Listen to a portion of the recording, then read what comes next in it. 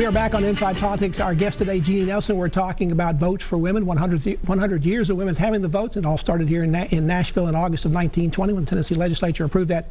Jeanie, in doing some research for the program, I found an editorial cartoon. It ran in the Topeka, Kansas newspaper. It ran on August 19th, 1920, the day after the vote. It portrays an Uncle Sam figure saying to his wife, "Equal partners now, Mom." The right to vote certainly was a big step forward 100 years later, but equal rights is far from sure a century later for most women. Is that one of the key takeaways, one of the things you want people to understand, particularly younger women coming in here, that the job is not complete? Absolutely. The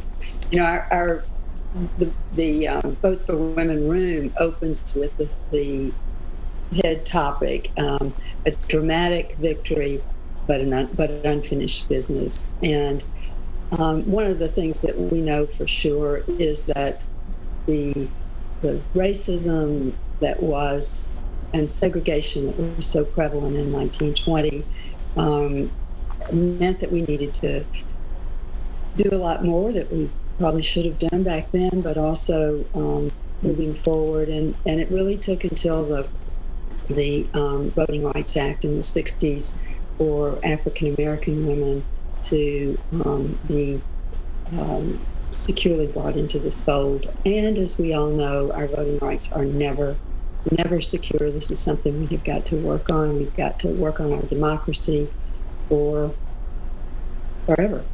100 years later here in Tennessee, the number of women being in government is still, at least elected officials, is still a work in progress. We have 2,500 elected officials in the state.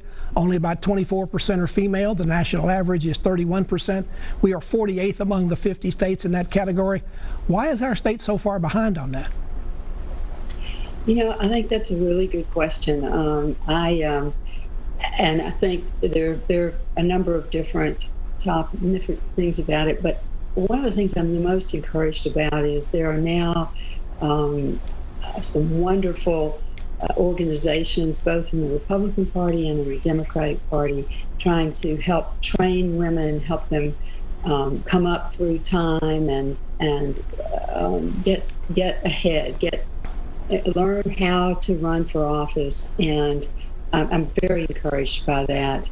And of course, I'm the most encouraged about our local situation. I mean, we have now 50% of our Metro Council are made up of women. I mean, that is so 20 incredible people, and they are doing great things. So I'm very encouraged. That's really starts to set a path for more and more women to be in these offices and leadership positions that we need.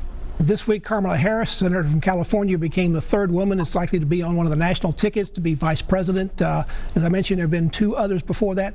Any particular reason why this third time will be HR and we've not elected a woman to either one of those national offices, president or vice president?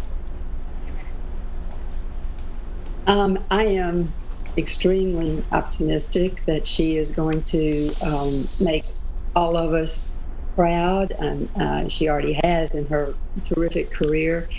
I think she is a very, very special candidate.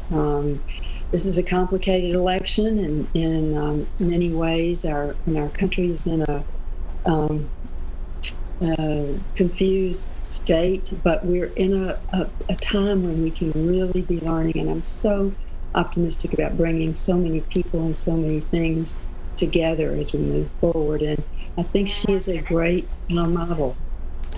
Jeanie Harris, thank you so much for being with us. Good luck with the exhibit, and congratulations to Votes for Women. Thank you. Thanks, Pat.